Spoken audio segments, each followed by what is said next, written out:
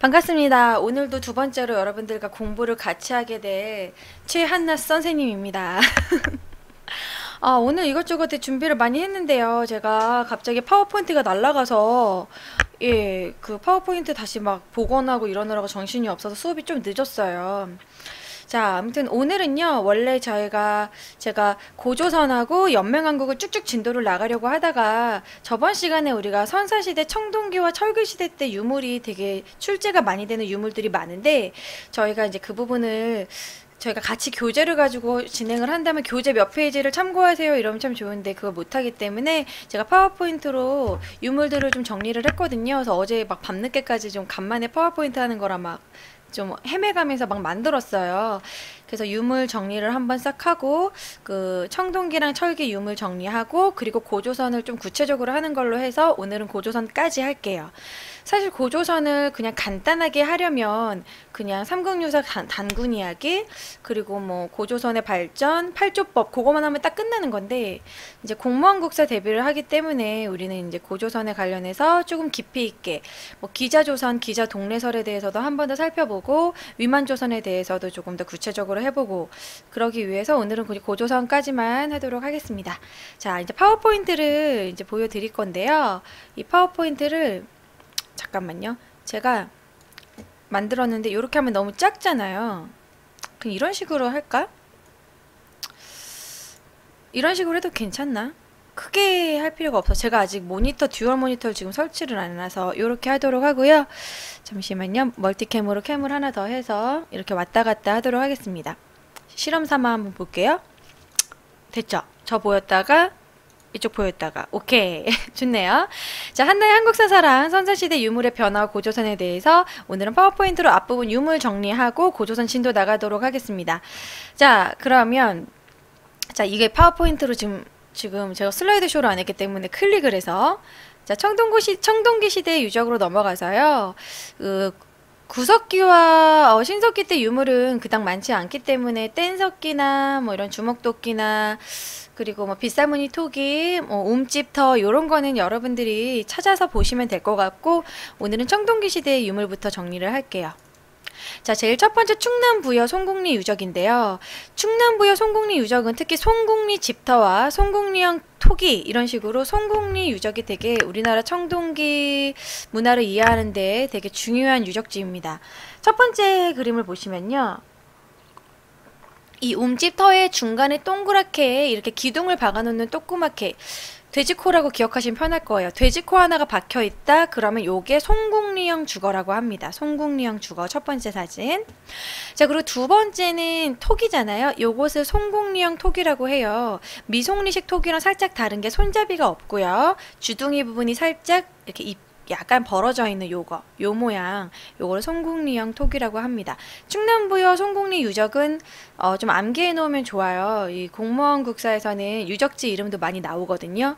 앞부분 외우기 힘드시면 송국리라도 꼭 기억해 주시기 바랍니다. 충남부여 송국리 유적. 충남부여 송국리 유적. 자, 그 다음에 뭐 타나미는요, 여주 흔남리에서 출토되었죠. 부여 송국리에도 살짝 타나미가 나왔는데 타나미는 웬만한 유적지에서는 거의 나왔어요. 이제 청동기 시대 때 벼농사를 지었다는 거 알 수 있겠죠. 자, 그 다음에 송국리의 석관묘에서 돌렬무덤에서 나온 출토유물 첫 번째 사진 보이시면 맨 앞에 여기 비파용 동검이 보이죠? 요 앞에 보이는 약간 기타 모양으로 생긴 것이 바로 비파용 동검이고요. 이 밑에는 뭐 청동기로 된 구슬, 뭐 이런 석칼, 나무 저기 돌로 만든 석칼들. 첫 번째 비파용 동검만 제대로 봐주시면 될 것 같아요. 자, 송국리 석관묘를 다른 말로 돌날 무덤이라고 하는데요. 무덤 설명을 조금 이따가 제가 고인돌과 돌날 무덤, 뭐 그리고 돌무지 덧널 무덤, 널무덤, 동무덤 그거는 좀 이따 다시 또 설명해드리도록 하겠습니다. 자, 그 다음에 울산 검단리 유적도 유명해요. 울산 검단리 유적. 울산 검단리 유적에는 이 큰 터가 집터가 발견이 됐다고 하는데요. 보시면은 여기 이제 움집터라던가 약간 네모진 장방형의 움집터가 발견이 됐습니다. 자, 그 다음에 또 유명한 유적지가 여주 흔암리 유적인데요. 여주 흔암리 유적에서는 첫 번째 이 사진 기억나시나요? 저번 시간 진도 나갈 때 제가 이게 무슨 돌칼이라고 했었죠? 그렇죠. 채팅창에 큰형님 반달돌칼 맞죠? 반달돌칼이 나왔다는 거는 반달돌칼에게 노끈을 껴서 뭐를 했다? 벼 이삭을 잘랐다. 무슨 농사? 벼농사와 관련이 있다고 그랬습니다. 그래서 반달돌칼 나오면 이게 돌칼이니까 신석기가 아닐까 이렇게 착각하시면 안 되고 반드시 청동기라는 거. 반달돌칼은 벼농사와 꼭 연결 지어 주셔야 됩니다. 그 다음에 두 번째는 여기 흔암리 요 고분터 약간 송곡리형 그 톡이랑도 좀 비슷하게 생겼죠? 잠시만요. 제가 에어컨을 켜놨는데 좀 끌게요.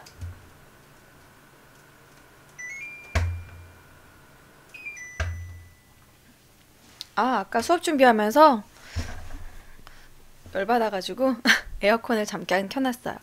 자, 여주 흔합류 유적에 이어서 자 그러면 밑으로 넘어갈게요. 자, 청동기의 변화. 요 부분 중요합니다. 요 부분은 출제가 되게 많이 되는 부분이에요. 보시면 자 청동기 시대와 철기 시대 때 둘 다 청동기를 사용했다는 겁니다. 이때 당시에 청동기란 뭐랄까 지배층의 권위를 나타내주는 되게 귀한 금속이었고 청동 자체가 되게 재련하는 것도 까다롭고 구리가 그렇게 많이 나오지 않았기 때문에 청동기는 되게 귀했어요. 그래서 지배층만 사용할 수 있었고 무기나 아니면 화려하게 꾸미는 뭐 이렇게 거울이라고 그래가지고 거울을 가슴에다 달아요. 거울을 그때 당시 거울이 얼굴을 보려는 거울이 아니라 주로 반사판으로 사용을 했대요. 그래가지고 이 거울을 가슴에다가 이렇게 달고 막 이렇게 산 높은 데서 햇빛에 딱 반사되게 해가지고 나는 빛이 나는 사람이다. 나는 하늘의 민족이다. 막 이런 식으로 선민사상을 표현하기 위해서 가슴에다 달고 이렇게 꾸미는 데 썼다고 합니다. 아무튼 이렇게 청동기는 청동기 때도 썼지만 철기 때도 여전히 썼다라는 거죠. 자, 그럼 여기 계속 보시면요. 비파형 동검이 청동기 시대 때는 비파형 동검이었다가 철기 시대 때는 날렵한 세형 동검으로 바뀌었고 청동기 시대 거친 무늬 거울에서 이제 철기 시대 때는 잔무늬 거울로 이 무늬가 조금 더 이렇게 좀 자잘하게 세밀해졌다라는 거. 그리고 세 번째 거푸집 중요합니다. 자, 거푸집 제가 이따가 그림으로 유물로 보여드릴 거예요. 거푸집도 되게 중요해요. 거푸집은 붕어빵 틀이라고 생각하면 돼. 붕어빵 먹을 때 그 붕어빵 틀 있잖아요. 거기다가 아줌마가 그 밀가루 반죽을 딱 해서 딱 하면 붕어빵 딱 나오는 것처럼 거푸집 자체는 돌로 만들어요. 그러니까 거푸집 자체는 돌로 만들고 거기다가 청동을 이렇게 녹여가지고 부어서 딱 청동 뭐 무기, 청동 그 도끼 이런 것들을 만들었다는 거죠. 거푸집이 있는 게 왜 중요하냐면 거푸집이 우리나라에서 나왔다는 거는 우리가 독자적으로 그걸 청동기를 만들었다는 거지. 그러니까 예를 들어 우리나라에 있는 청동기가 이렇게 좀 중국이나 뭐 여기서 이렇게 전래돼가지고 우리가 갖고 있을 수도 있는 건데 거푸집이 나왔다는 거는 우리가 되게 좀 고급스러운 청동기를 만들 기술이 있었다라는 거기 때문에 되게 중요한 유물입니다. 자, 그러면 다음으로 넘어가서 제가 그림으로 쉽게 비교를 해드릴게요. 자, 동검의 변화 보시면 비파형 동검 제가 제일 잘 나온 사진을 뽑아봤어요. 이렇게 기타 모양으로 생겼어요. 우리가 기타를 옛날 말로 비파라고 했거든요. 그래서 비파형 동검, 이렇게 기타 모양으로 생긴 거. 약간 미역같이 생겼다. 그럼 비파형 동검입니다. 눈에 익혀두시고 꼭 알아두세요. 자, 두 번째 세형 동검은 좀 더 날렵해지죠. 이게 조금 더 기술력이 높아진 겁니다. 세형 동검이 왜 기술력이 좋아진 걸까? 저거 무기잖아요. 그쵸? 비파형 동검은 요렇게 생겼지만 세형 동검은 훨씬 더 뾰족하기 때문에 재련하기가 좀 더 까다롭고 그리고 사람을 더 죽이기가 편하겠지. 쏙쏙 들어가야죠. 슉슉슉. 자, 그래서 비파형 동검과 세형 동검 이렇게 날렵해졌다는 거 변화 알아두시고요. 그 다음에 거울의 변화도 한번 그림으로 봅시다. 자, 거울은요. 거친 무늬 거울에서 잔무늬로 바뀌었는데 자세히 보시면 잔무늬가 조금 더 자잘합니다. 근데 이거는 시험에 잘 안 나와요. 왜냐면 둘이 좀 차이가 안 나거든요. 나 이거 시험에 나온 거 한 번도 못 봤어. 둘이 비교하는 건. 왜냐면 이게 이제 시험지로 봤을 때 조그맣게 나올 때 거친 무늬와 잔무늬가 비교가 좀 안 돼. 그래서 이게는 잘 안 나와. 하지만 이 그림 자체가 거친 무늬 거울이거나 잔무늬 거울이겠구나. 둘 중에 하나겠구나. 그것만 아시면 돼요.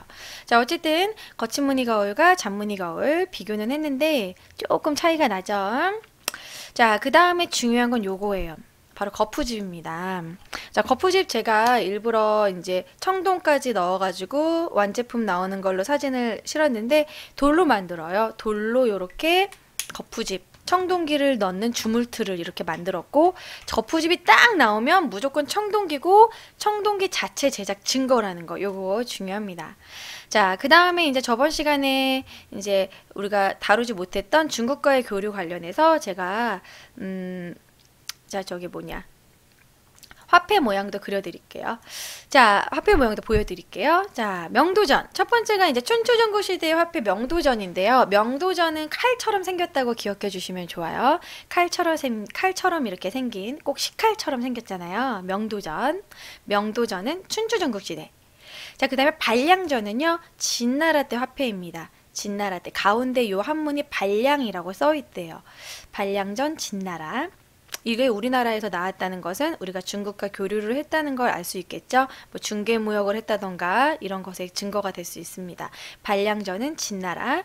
자, 그 다음에 오수전은 한무제 때. 오수전은 한무제 때 화폐예요. 그런데 이 화폐 문제 중에서 가장 시험에 많이 나오는 거는 특이한 화폐인 얘예요. 명도전이 되게 많이 나옵니다. 그래서 이 명도전 하나는 꼭 춘추전국 시대인 건 꼭 외워주시고, 명도전, 발량전, 오수전 요거 꼭 기억해 주세요. 중요합니다. 자, 그 다음에 이 화폐가 나왔다는 건 우리가 중국과 교류를 했고 중개무역을 했다는 걸 알 수 있다. 그 다음에 마지막 이게 지금 이렇게 하면은 텍스트 나오지 마. 이렇게 제가 슬라이드로 안 하면 이게 좀 지저분하게 떠서. 자, 경남 창원 다오리에 붓이 발견됐다는 거는 우리나라에서도 이제 붓이 발견됐다는 건 한자를 사용했다는 걸 알 수 있겠죠. 자, 지금까지 한 부분은 청동기랑 철기를 비교한 건데요. 지금 마지막에 한 명도전, 발량전, 오수전. 명도전은 어느 시대? 칼처럼 생긴 명도전은 춘추전국 시대. 그리고 발량전은 진나라. 오수전은 한나라의 한무제 때라는 거. 그래서 이 화폐 세 개 꼭 알아두시고, 명도전 칼처럼 생긴 그 화폐는 그림도 꼭 그 유물 사진도 꼭 외워주셔야 됩니다.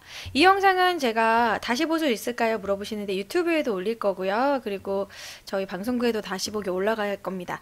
자, 그 다음에 자, 다음으로 넘어가서 무덤도 한번 정리를 해볼게요. 자, 무덤의 형태 변화 그림으로 한번 비교해 봅시다. 무덤의 형태 변화. 자, 보시면은 청동기 시대 때 무덤은 네 종류가 있습니다. 고인돌, 돌무지 무덤, 돌널 무덤, 동무덤 이렇게 있는데요. 고인돌, 돌무지 무덤, 돌널 무덤, 동무덤 거의 다 돌로 만들었거나 특이한 형태의 동무덤이 있어요. 제가 이거는 저번에 고인돌 설명해 드렸는데 어때, 그림으로 한 번 더 그려드릴까요?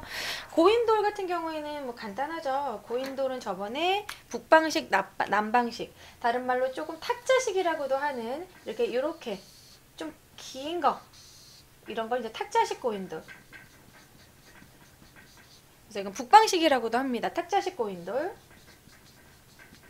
뭐 요런 종류가 있고요.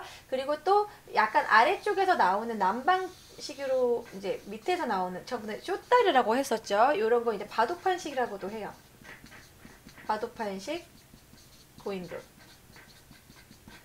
뭐 요런 게 있고, 아까 돌널 무덤 있었잖아요. 돌널 무덤은 이 고인돌이 조금 더 세분화돼 가지고 웅덩이를 이렇게 파요. 이렇게 웅덩이를 판 다음에 그 시체를 매장하기 전에 돌널, 그러니까 우리가 널뛰기 할 때 널 있죠. 그런 식으로 이렇게 돌을 이렇게 네모나게 이렇게 해가지고 요렇게 주변에다 삥 둘러요. 요렇게 약간 이것을 직사각형 형태로 둘려요. 이런 식으로 돌널들을 요렇게 직사각형 형태로 놓고, 여기다가 이제 시체 매장 누워 이렇게 눕혀놓고, 그리고 여기다가 뚜껑을 또 돌널을 이런 식으로 2개나 3개씩 이렇게 덮는 거죠. 그러니까 조금 더 탁자식 고인돌이 약간 좀 세분화돼서 이렇게 조금 더 정교하게 만들었다라고 생각해 주시면 돼요. 돌무지 덧널은 철기시대 때 다음에 나오는 거죠. 자, 그 다음에 동무덤. 동무덤은요, 그림 자료를 제가 느려다가 좀 너무 야해서 안 넣었는데요. 이런 걸 빵 터지면 안 되는데, 이런 식으로 생겼는데, 이런 식으로 생겼는데 왜 이게 야한 거지? 이해가 안 되네. 자, 이런 거 보시면 이게 2개의 독을 붙였어요. 이 치마가 바지가 이게 짧네. 2개의 독을 붙였는데, 동무덤은요 좀 규모가 아이들의 묘로 많이 사용했다고 합니다. 사람을 여기다 넣었는데 영아의 묘로 많이 발견이 돼요. 이렇게도 하고, 아니면은 장독대 2개를 이런 식으로 연결하기도 하고, 우리나라의 동무덤 여기 이런 식으로 출토가 됐거든요. 동무덤. 이 모두가 모두 다 청동기 시대, 고인돌, 탁자식, 바둑판식, 뭐 북방식, 남방식, 그리고 돌널무덤, 돌 가지고 너를 만들었다, 돌널무덤, 그리고 동무덤. 요 네 개는 모두 다 청동기라는 거. 자, 보이시죠? 자, 그 다음에 이제 철기시대 때로 넘어가서요. 철기시대 때 무덤도 한번 보도록 하겠습니다. 철기시대 때 무덤은 두 종류만 아시면 돼요. 널무덤.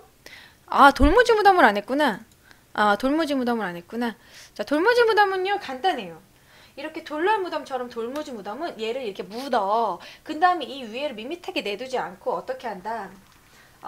우리 그 천마총 같은 게 돌무지 무덤인데요. 여기다가 돌을 막 쌓아요. 돌을 쌓아요. 이렇게. 그냥 돌무지 무덤이에요. 돌을 이렇게 쌓았어. 그런데 이거를 이제 조금 더 이제 좀 업그레이드 되면은 돌을 좀 이쁘게 쌓자. 돌을 이렇게 이런 식으로 이렇게 이쁘게 쌓아요. 천마총 보면은 이런 식으로 딱 균형감 있게 좀 쌓아놨거든요. 돌을 쌓아놓는 거.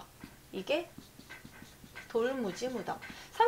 삼국시대에도 나와요. 삼국시대 초기 무덤으로 돌무지 무덤. 나중에 이게 조금 더 무덤 기술이 발달한 게 돌무지 덧널 무덤이 나중에 나와요. 그렇죠. 약간 피라미드 방식이라고도 할 수 있겠죠. 근데 피라미드는 더 정교하게 큰 규모로 만들었으니까. 고대 사회의 이런 돌무지 무덤은 다른 나라에서도 이런 식으로 볼 수가 있어요. 자, 그러면 아까 말했던 철기시대 때 무덤도 보도록 합시다. 자, 철기시대의 무덤은요, 널무덤과 덧널무덤이 있는데, 이 널무덤이 좀 그림이 좀 보기가 힘들잖아요. 그냥 아까 제가 그렸던 돌널무덤 있죠? 돌널무덤을 그냥 나무로 만든 게 널무덤이라고 아시면 돼요. 그냥 그 구덩이를 판 다음에 나무 너를 이렇게 넣어가지고 시체를 넣고 그 다음에 나무 2번 붙여놓은 거. 그게 끝이에요. 그게 그냥 널무덤이고, 덧널무덤은 뭐냐면요. 덧널무덤은 제가 그림으로 표현하기가 뭐하는데, 덧널무덤은 한 번 더 포장한 거야. 그러니까 아까 그 나무 그 관을 이렇게 덧널로 만든 다음에 거기다가 껴묵거리를 하기 위해서 큰 박스식으로 한 번 더 나무 너를 만든 거야. 그 주변에다가 애장품을 몇 개 더 넣기 위해서. 그래서 덧널무덤이라고 하는 거야. 덧널을 한 번 더 덧댔다. 너를 한 번 덧댔다. 이렇게 이해해 주시면 돼요. 그거는 제가 돌무지 덧널무덤은 우리 그 신라시대 때 그 무덤에서 볼 수 있는데, 제가 그러면은 그것도 보여드릴게요. 제가 지금 파워포인트를 갖고 있는데, 제가 파워포인트에서 어차피 지금 그냥 자료를 보여드리고 가는 게 좋을 것 같아서, 잠시만요.